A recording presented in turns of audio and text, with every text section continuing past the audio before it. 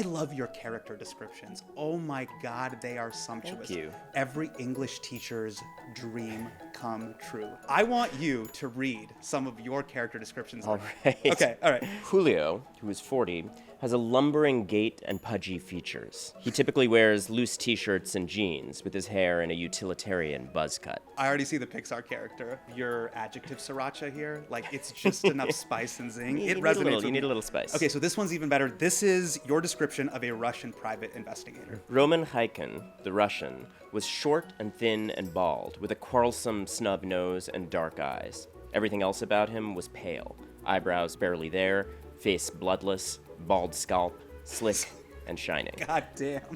Ronan, slow down. You're killing this guy. Yeah, well, he did follow me around for months, you know.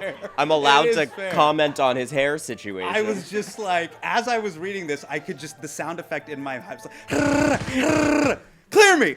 Like you were unloading the clip. Bald scalp, slick and shining. It's hilarious. Okay. If you were writing a story about me. Oh no, don't put me on the spot like this. Come on. The thing that immediately leaps to mind is like, you're cute. Hey. You have a boyishness, boyish in your features. I'm melting right now. I can't even like contain myself on camera. I wrote a description for you about me. Oh, let's hear this. Will you read this for me? Hasan Minhaj, a youthful 39, scurried into the room like a spry Indian squirrel, his 5 o'clock shadow adding a rugged, untamed note to his winning smile. Meeting Minhaj's gaze felt like gulping down a fancy bottled water that you know is overpriced, but you don't mind because it's just so goddamn refreshing. I mean... Okay, I have notes, but but I do think you capture you. Also, it seems like you maybe want to fuck you. Can we say that? Hurry right away, no delay, stop today. Make your daddy glad you have had. Ronan Farrow looks like a bad journalist. No respected Pulitzer Prize-winning reporter could possibly be this handsome. I mean, this is the face of someone who reads off a teleprompter and hosts New Year's Eve specials. But Ronan Farrow, in spite of his handicap of handsomeness, might be one of the best journalists in the country. His reporting helped take down New York Attorney General Eric Schneiderman, head of CBS Les Moonves, in God-level creep Harvey Weinstein.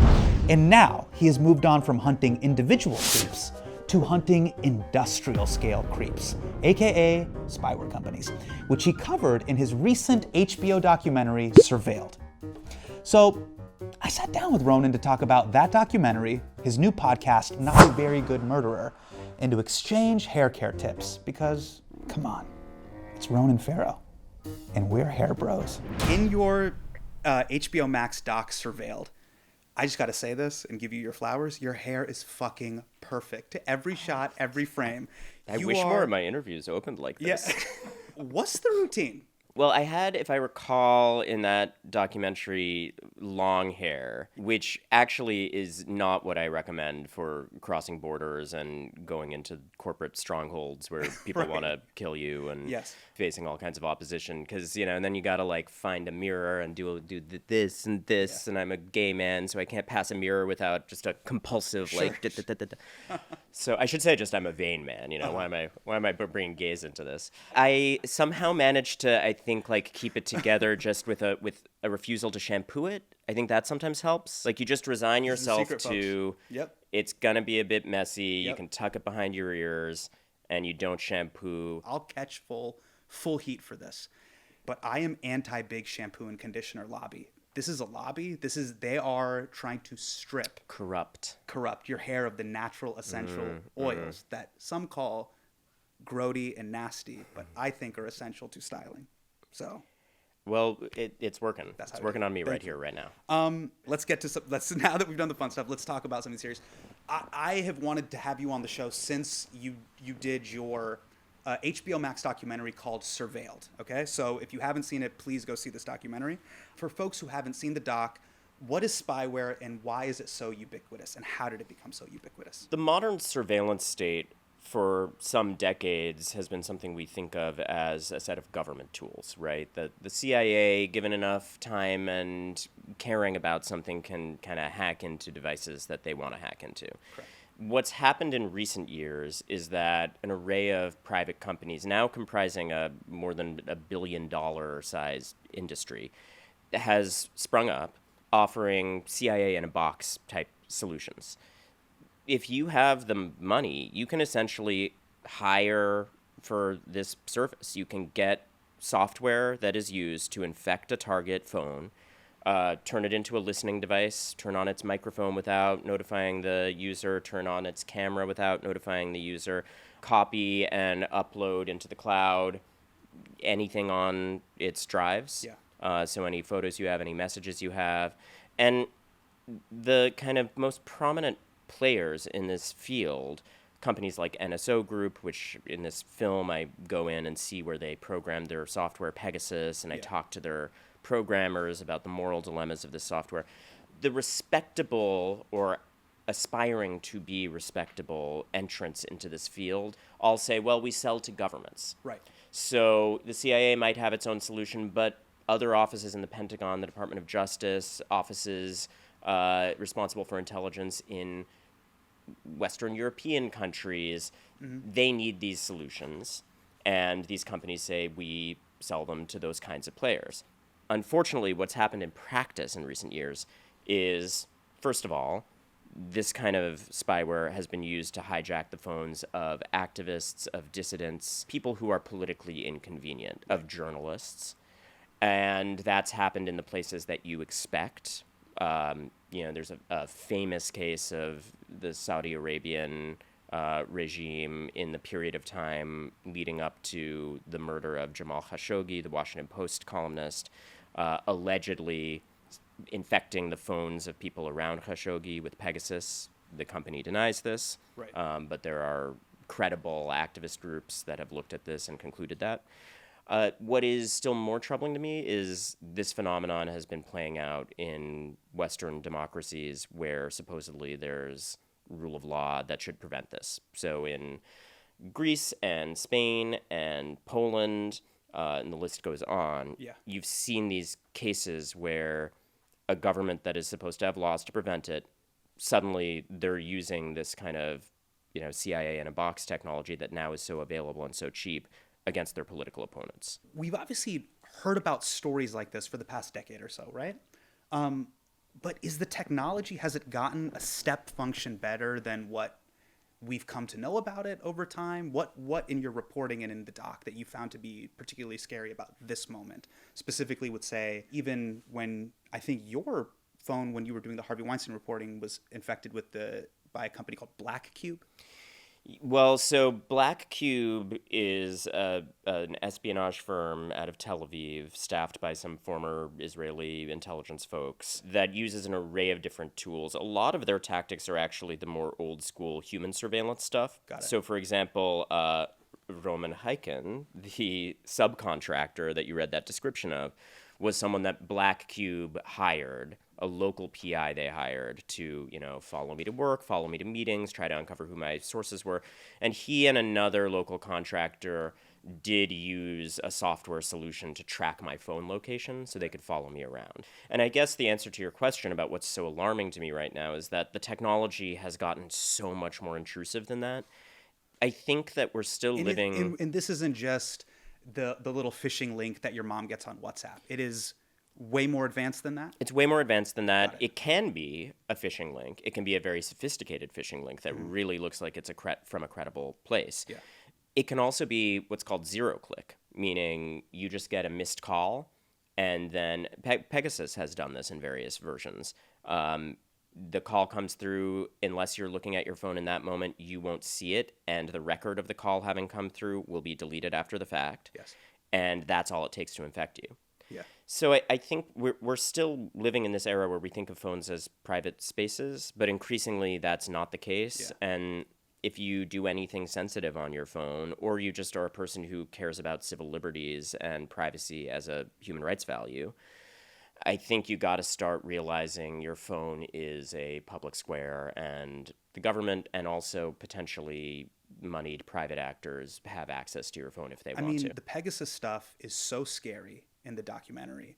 What happens when a bad faith actor like Iran or Al-Qaeda or the US government has access to this type of technology? Well, it's really scary. And I gave you that example of Jamal Khashoggi and his murder. There's been murders and acts of violence against journalists and dissidents from the Philippines to Mexico to Pakistan. What the human rights groups tracking this issue uncover is there was spyware that was used in the period running up to that. This isn't just sort of an incidental or an abstract concern. This is something that's getting people hurt. There's this moment in the doc where you basically, I call it the iPhone STD moment. You're with some members of European Parliament and they test to see if their phone and their devices have been hacked. It was very powerful. It was this moment of like, you have herpes. Like, Yeah, it was totally. You're infected. And they did. You know? Yeah, they did. Some of them had herpes Twice. that day. Yeah. And I wanted to ask you, as a journalist you have chased down really bad actors. Have you had iPhone and MacBook STDs without violating your I have been technology HIPAA? tested and try to be tested as regularly as possible. Yeah. And there are actually tools you can download to do some testing. Citizen Lab is one group that does this kind of work. If you're, an activist, a dissident, a journalist in a country where this technology is being used in illicit or extra-legal ways, like get in touch with Citizen Lab is one piece of advice. But also, like Amnesty International, for instance, offers a tool that you can download to do some checking into whether you've been infected. But the reality is not all of the infections that are possible will be turned up in those tests. And what I describe in my reporting on this issue is this everyday cat and mouse game between hackers, spyware makers on the one hand, and the big tech companies and their defense teams on the other.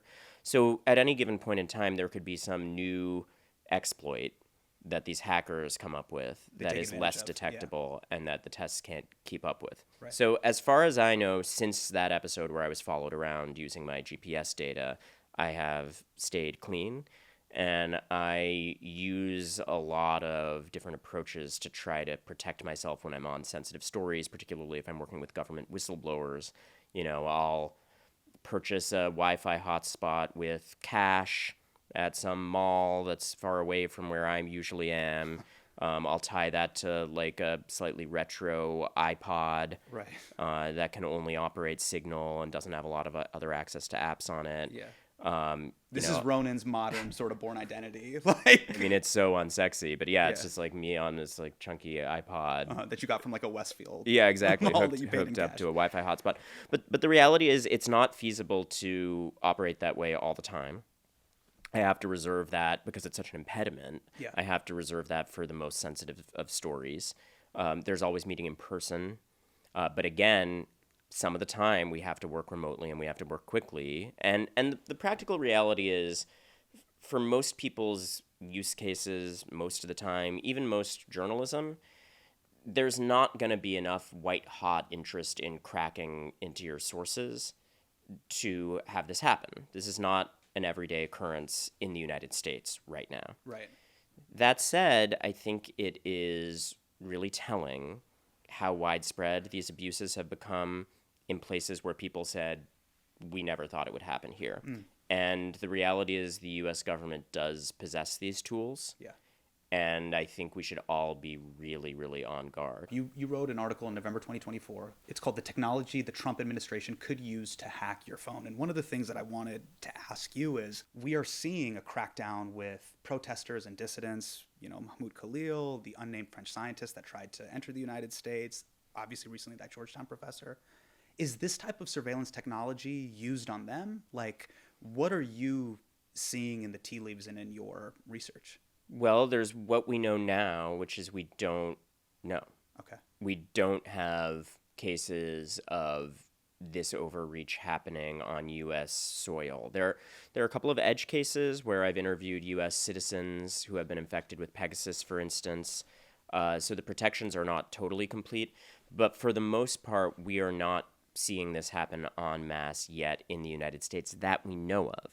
But part of the problem with this technology is it's designed to be secret. Right. And the government... And we're playing catch-up. We're playing catch-up. Yeah. And the government is not transparent about these tools, and it has not made assurances about what it is and isn't doing with them. So, for example, Last year, ICE, our government agency responsible for immigration, they just bought one of these tools, a really potent one, from an Israeli firm also called Paragon.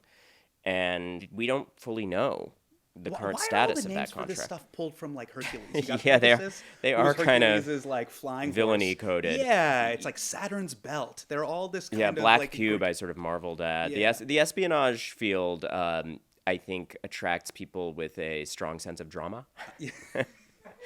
So they like a little drama. Yeah. That's an understatement. Okay. I think in this case, these are tools that could be used legitimately and practically. Yes. And in the film and in this piece and other pieces I've done on spyware, we give full space to the arguments by law enforcement officials that this can be helpful in legitimate cases.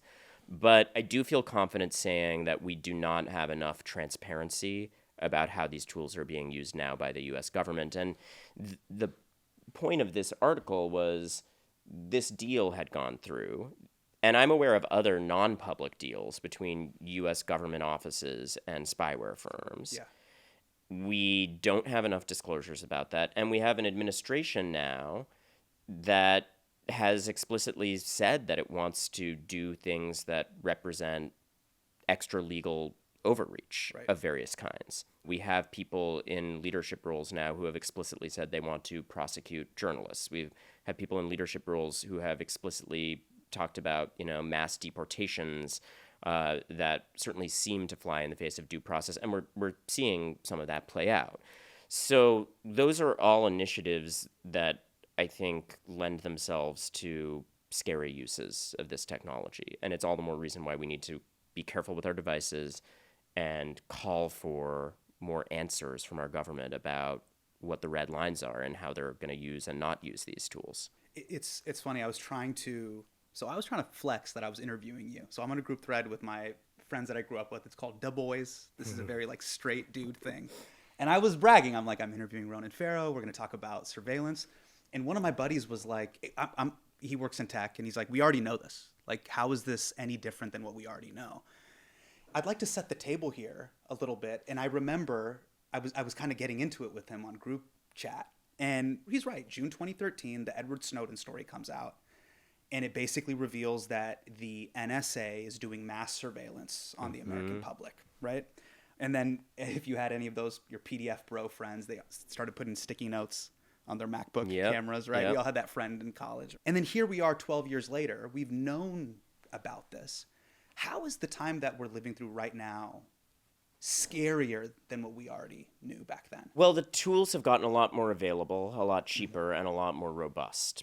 So your friend is absolutely right that the modern surveillance state is nothing new. And in many ways, since 9/11, there's been this spiral downward into the erosion of civil liberties, the erosion of privacy values, kind of panopticon style surveillance all the time. That march has continued onward, and this is a new subspecies, which is that the technology has become more and more privatized. Some of the best innovation in the field is happening in the private sector, a lot of it out of Israel, which I think is not a coincidence because Israel has this very natural pipeline directly from mandatory government service in the military and intelligence services to the private sector. I quote people in my reporting, like Palestinian Knesset members and stuff, who also really believe that the conflict around Israel provides a ready testbed for this technology. And indeed, Pegasus, for instance, has been found on the phones of Palestinian activists. So there's just a state that has all of this incredible talent, that is a thriving tech innovation hub, and that is immersed in an existential conflict that constantly drives up the demand for this tech, and also seems willing to deploy it in a kind of police state kind of way against this population it has right there.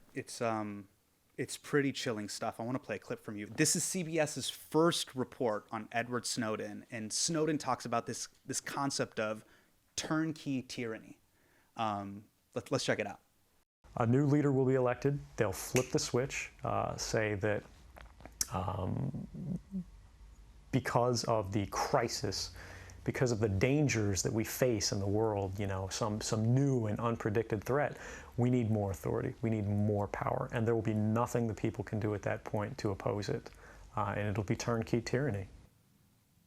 I mean, this feels like he's totally talking about what you wrote in your November piece in the New Yorker. Yeah, I think that's right. I think the more these tools become omnipresent, and the more this just becomes the norm, that we can get into any device anytime we want with fewer and fewer restraints, the more we slide into the kind of situation that he's describing. I was thinking about this, and I don't know if you agree with me here, but it feels like the concept of surveillance has been talked about, and mass surveillance specifically, for over a decade. But is it frustrating to you that it's only popular with mainstream Democrats when a Republican is in office? I mean, the Snowden stuff was the Obama era, right? Of course. Well, I've always written about this as a bipartisan issue. Yeah. And, my stories on privacy issues have come out under administrations of both parties. Yeah. And I've talked about how actually a lot of the threats to civil liberties that I write about, a lot of the issues in general, whistleblower protection being one of them, for instance, in this latest story. These are issues I've written about for years, and where I've talked about the expansion of some of these problems under, for instance, Barack Obama. Yeah. So I think that it is really unfortunate when these issues that should be nonpartisan human rights issues get thrown into this crucible of partisanship. Yes. And you hear people responding to reporting about troubling technology that both parties have embraced more and more with, well, this is about the other guys. Correct. I mean, it's like, if Snowden comes out during the Obama years, he's framed by, I'm not going to say all, but many mainstream Democrats as kind of a traitor. Mm-hmm. Had he done that same type of whistleblowing and revealing those types of documents during the Trump years, he certainly, and if I were going to do a DraftKings pick, I would bet that he'd be lauded by mainstream Democrats as this sort of hero, as a patriot, and I think that's fair. I mean, I don't know. I think people who care about privacy rights and civil liberties, as far as I've seen, do tend to consider Edward Snowden to be someone who made a positive contribution to the discourse ultimately. Yeah. Whatever you think of his particular methods or where he wound up after, I am just a person who believes firmly in whistleblowing. And I think the legal infrastructure to protect whistleblowers is really pivotal. And anytime you see an administration that ramps up whistleblower prosecutions, it's something we should object to. And unfortunately, we've seen that kind of ramp up of retaliation under administrations of both parties. There's also a generational divide when it comes to the discourse around privacy. Like, I feel like millennials and Gen X, privacy was a big deal to us. And when it comes to the TikTok ban stuff, I feel like Gen Z, they've kind of let it go. Like, it feels like, I mean, especially when the Democrats were presenting the TikTok ban, every kid in college was like, I'll give Xi Jinping a fucking DNA swab before I use Instagram Reels. I could give a fuck. Yeah. Yeah. What's going on there? I think it's always been very hard historically to make people care about privacy. I think it's just for the PDF bros. like every do you know what PDF bros are? Yeah. Okay, so you have like a group of friends. There's always that one guy who like read all the Panama Papers. Yeah. Or like read the full 9/11. Yeah, the tinfoil hat guy. Yeah, and we he's that guy. need those guys. And we need the PDF I might bros. be that guy. I think that tough sell on caring about privacy has always been present historically. Yeah. I think the new and exciting and elaborate ways to part us from our data have accelerated, and therefore the younger generations you're talking about are just much more in the crosshairs. Yeah. And that data extraction is much more normalized. Or have they given up? That's the thing. Meaning maybe the younger generation, because they've been so like entrenched in technology since birth, Gen Z treats data privacy the same way they treat home ownership. Yeah. It's never going to fucking happen. So why care? Well, And I think that's why... I was thinking about it for me personally, too. Of course, Between we all grapple my with Alexa this. and my Nest. Yep. They already know everything about me. For sure, and we've all had that experience of like, we reject the cookies when we can, but we're making decisions all the time where our data is going out to these giant, I'll say only slightly facetiously evil corporations. We make those compromises constantly. It's not great. Yeah. it might be inevitable to some extent. But I do think that we can make a difference in terms of knowing about the risks, caring about them, and hopefully voting people in who care about them Yeah. and are going to put guardrails on how all that data is used. These kinds of cautionary tales about how other Western democracies have slid into abuses, I hope wake people up in our country Yeah. and get them to say, hey, right now it may seem inconsequential that, like, I wanted to play this PlayStation game and I just signed Accept away all. my life Yeah, to yeah. Electronic Arts. Signed away my life. Particularly not Yeah, yeah. Electronic Arts, for the love of God. Uh-huh. I think that if you then juxtapose it with what's happening around the world, though, Yeah. and what happens when there's not regulation on how your data can be used once it's harvested, and you see how people potentially actually get hurt due to intrusions on their private data, Yeah. it hopefully will convey to people that there are real stakes. Yeah. I want to talk about your new podcast. Okay. It's called Not a Very Good Murderer, which is a great title. This is an amazing title. I'm really glad you think so, because everyone has been saying that, and it's actually it's a hit out of the gate now. Yeah. It's like right now in the top 10 nonfiction things, both On books Audible, and correct? podcasts on Yes. Audible. Yes. Yeah, Okay. which is a tough, busy market to break through. The title, I think, has driven it a lot, but I'll tell you, behind the scenes, I had to fight for it. Really? Yeah, people didn't get the title when I was mooting it. I mean, some people did, and I was insistent about it. It's a what was quote from the what main was character. what was the network note that you got? Because we always get the network note. What's the network It's note? like, I'm reluctant to even speak it into the universe, Okay, but I'll It's do it out, for- it's out, It's it's just out. us. It's just us here, Just right? us. On the World Wide Web. Yeah, exactly. It's internet friends. No, I think one executive was like, well, if it has not a very good in the title, then it's going to lend itself to puns about the quality of the podcast. Oh, jeez. And I'm like, well, you know what? People can say it's a not good podcast if they want to, with or without the title. Gotcha. And thankfully, the reviews have been wonderful. Okay. And the title's awesome. The title is very funny. I think it's very clever.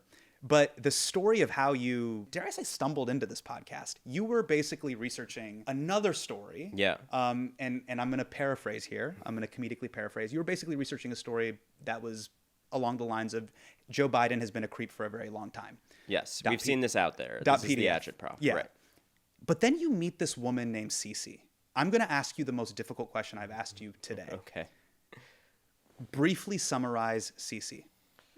Oh boy, that is the most difficult question. The whole 4.5 hours of this podcast are an answer to that question. And as you say, I came into this fact-checking vetting process Yes. pursuing this kind of explosive political allegation that she had. And upon arriving at her sort of palatial manse in one of the wealthiest communities in the country, Paradise Valley, Yes. Arizona, In Arizona, yeah. and started vetting her Yes. and talking to her, I found her incredibly entertaining. And everyone that heard the tape of us talking was totally. like, this is already a podcast. Yes. She's very problematic, very funny, very sharp. I would say hilarious. She's a hilarious person. Yes. Yeah. Yes. She has a lot of charisma and charm. But a character. But a character. USA characters welcome. Exactly. There you go. Yeah. You know. Yeah. By the adaptation, folks. It was shocking every time I uncovered a new facet of her life. I remember drafting up, like, is there any way to do a story involving this person? Or does she just have too many question marks around her credibility? And that's the vetting process that I chronicle in the series. Yes. I put together And you like come a to draft. find out that she's a fan of you as well. Yes, Or she has she stands you. she's both kind of obsessed with and furious at Got it. me. Okay. Like, she threatens to punch me at multiple points. She gets into these kind of blind rages at me. She thinks I represent this liberal intelligentsia that she hates and resents, but then also she's kind of curious about that world outside of her partisan and culturally myopic bubble. I mean, she doesn't leave home anymore, so she's in behind her high walls in her mansion, very, very afraid of the world. And she's the kind of person who voted for Donald Trump twice and told me I'm doing this because the country is falling apart and immigrants are sweeping the nation and they're murdering and they're raping. Right. So she really imbibed all of that. She completely bought into the big lie around the 2020 election.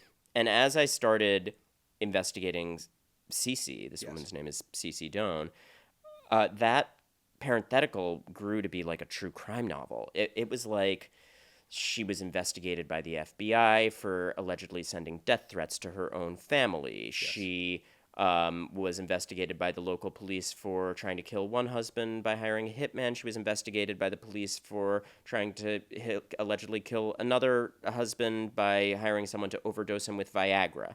She was alleged to have burned down her house, then alleged to have, when they tried to pull her away from the flames, drunkenly assaulted a police officer and also one of her daughters. And it went on and on and on. Yeah. And I remember someone like looking over my shoulder and being like, you just need to add at the end, she is iconic. Outside of parentheses. I think I grappled with this decision. Can I tell you how I felt a few please. episodes into it? And Cece is clearly unhinged, but I actually think the husband might be crazier. Because, I'm giving a little bit away here, but he was certainly convinced that Cece was trying to kill him. The police department convinced him. They're like, hey, your wife is trying to kill you. Yeah. And he stays with her. Yes. I mean, this gets at that what we started talking about with it being very complicated to summarize who this woman is, because the whole wide swing of this project, and I had no idea how it was going to go over with people, is that it's not one simple thing. It's a camp tragic comedy.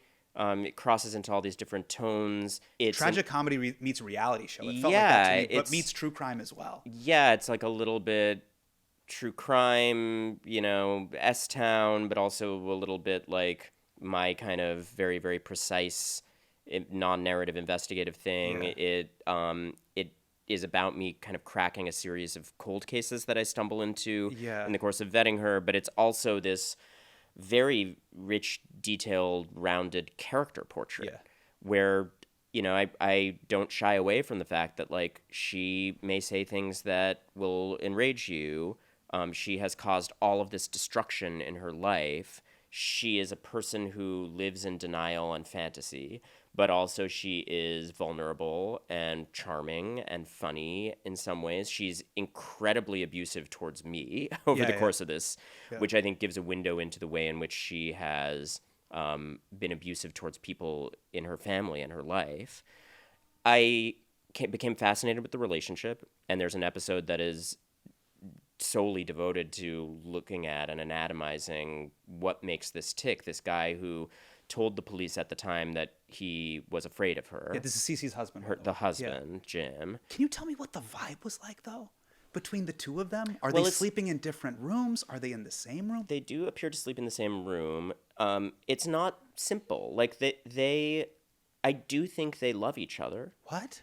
And I do think that he is earnestly devoted to her, even though it is an abusive relationship towards him at times. Do you see this as a straight guy thing? Because I see it as a straight guy thing a little bit too, which is heterosexual men will get obsessed with the team and they go, I'm ride or die, pick or stick. Maybe. But just because you're an Eagles fan doesn't mean if the Eagles are trying to kill you, you can switch it up, man. I would say that's sensible advice. And by the way, there is a whole subplot in which Cece became convinced that there was an MMF love triangle, and there's this guy who's a lawyer of theirs that she got jealous of, and Jim says he's straight, but that's a whole complicated mess that an episode is devoted to sorting through, and is one of the motivations behind the alleged murder attempt directed at him. I think that what I see in their relationship is both this incredibly destructive dynamic where they have together built a vast enabling infrastructure. This is a woman who claimed to me with a straight face that she did not remember a lot of these incidents from the police reports. And actually, there are points in the series where she turns to Jim and she's like, the fire and me being institutionalized and arrested, and I don't remember any of this. Why didn't you tell me about this?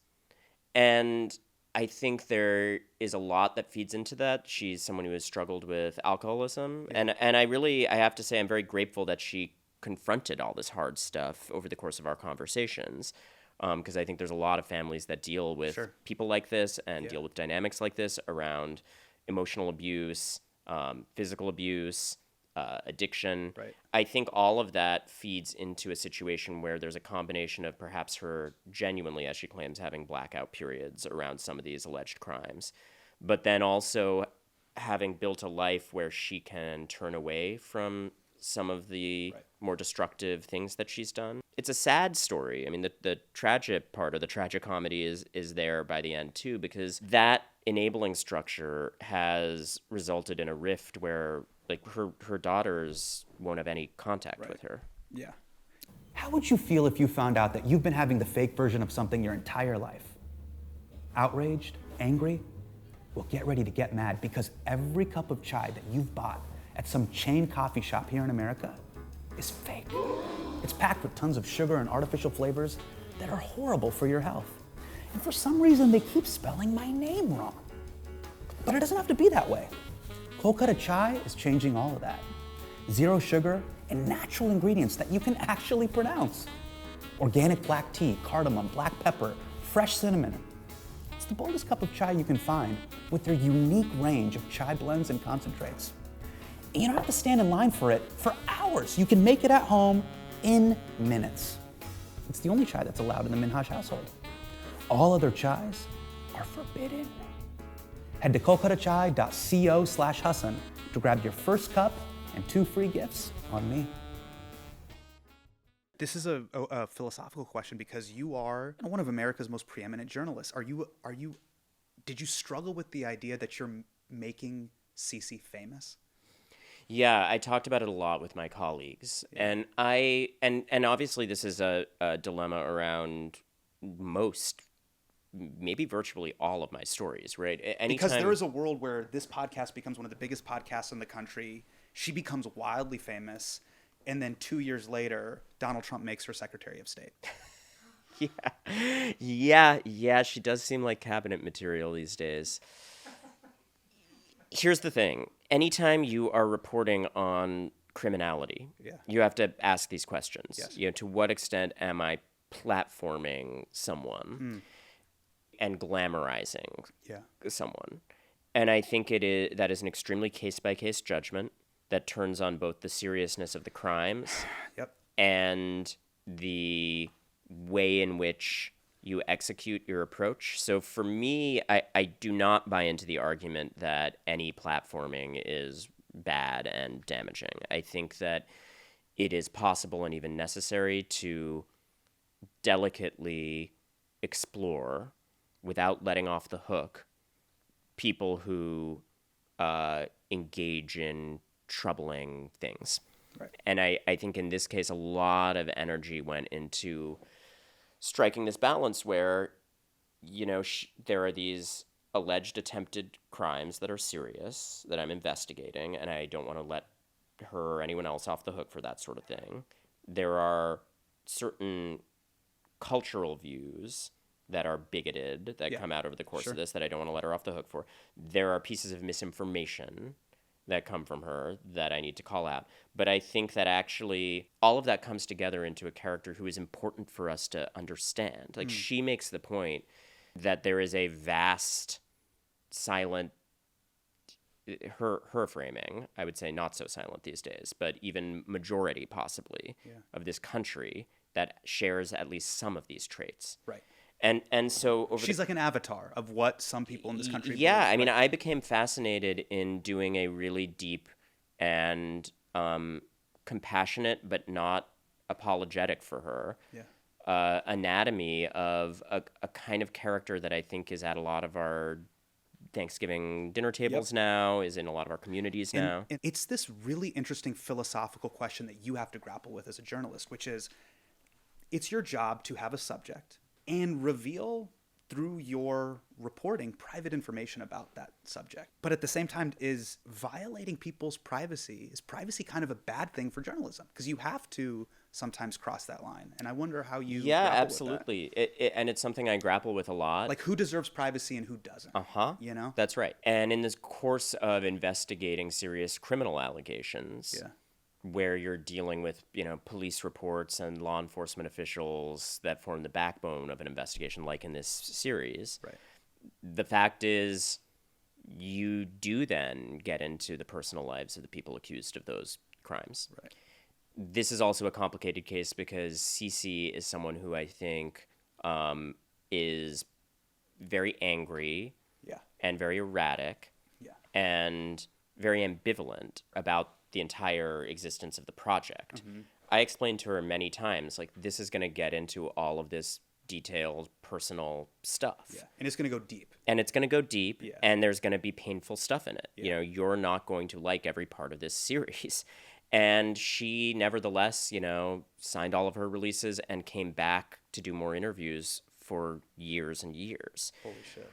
So even though there are times where she might rage at me and Threaten hate to the punch you. project, Yeah, and- threaten to yeah. punch me, at one point in recent days, she actually called a producer and said she was going to get on a plane and come over there and kill you all with my bare hands, Holy shit. which was a joke, but also not a joke. Right.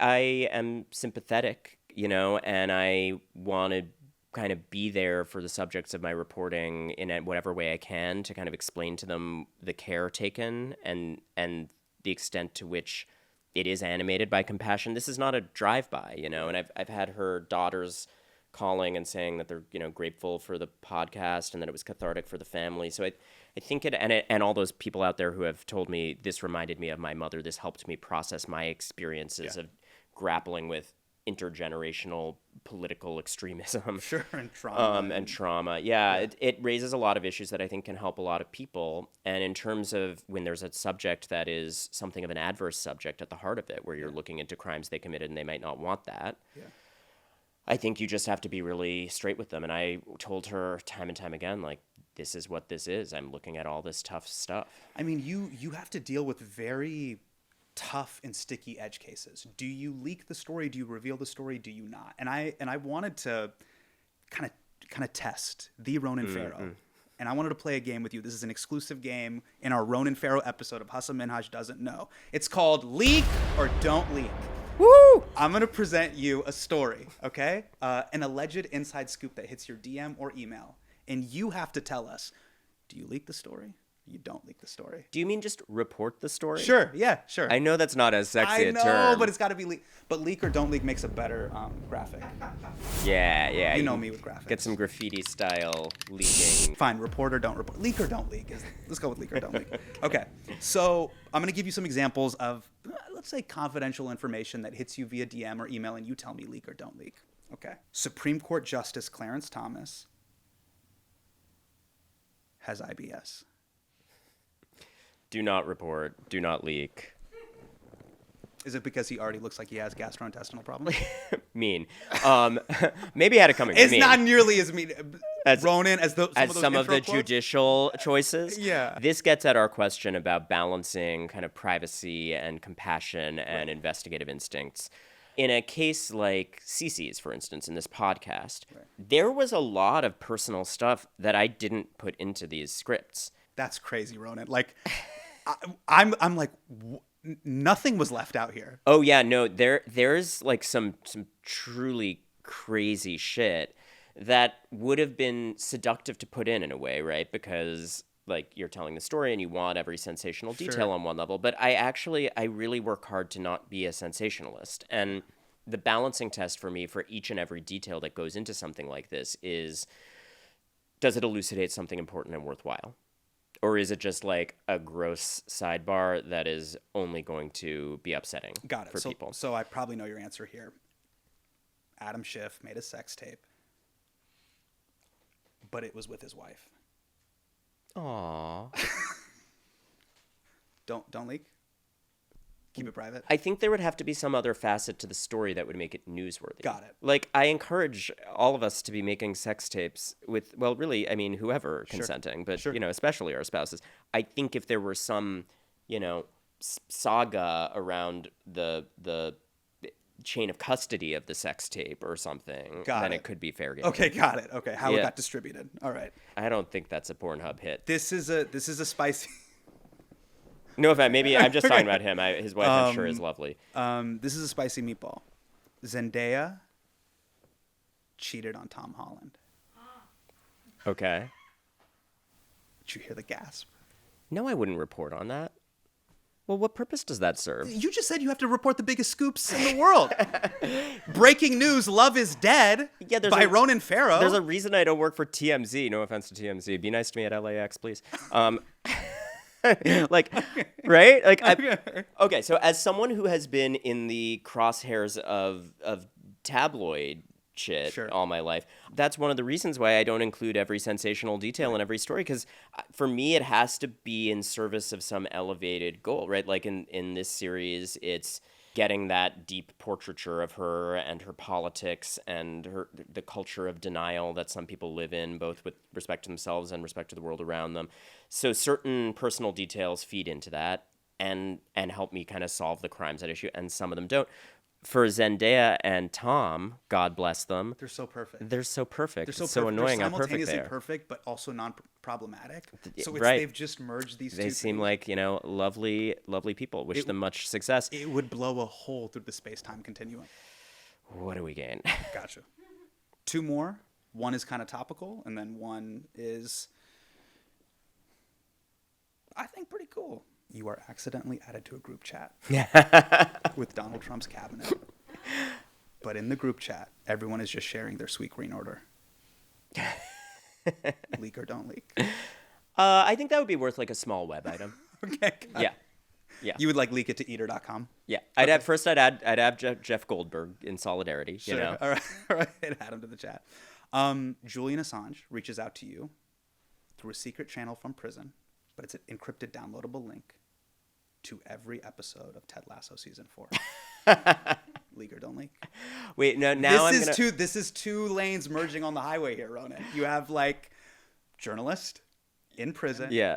Whistleblower in prison, but you also have Ted Lasso stans that want to know what happens in season 4. Will they turn it around from season 3? I got from the context that season 4 is not out yet. I'm still stalled halfway through the first season. I gotta go back, huh? It holds up. First season's great. Okay. I'll keep going. I believe in the first season. I do not do copyright infringement without journalistic purpose, sir. Okay. As a content creator, I respect I that. couldn't possibly. Thanks for coming on the show. Yeah, it's great.